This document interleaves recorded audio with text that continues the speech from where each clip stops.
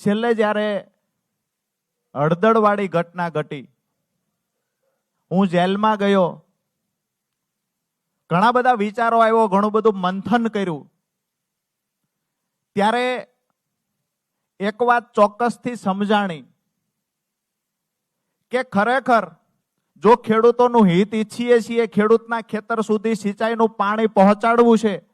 ખેડૂતોને સમૃદ્ધિ તરફ લઈ જવા છે, તો સત્તા પક્ષની સામે રહી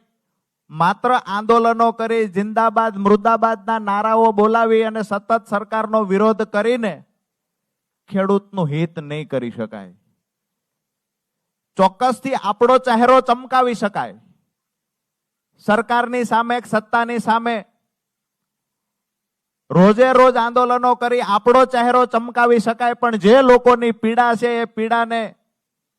કાયમી ધોરણે નિરાકરણ લાવવું હોય તો નિર્ણય સત્તામાં રહેલી પાર્ટીએ કરવાનો હોય છે. અને સત્તામાં રહેલી પાર્ટીને જ્યારે સામે બાયો ચડાવી, શિંગડા માંડી અને રજૂઆત કરવી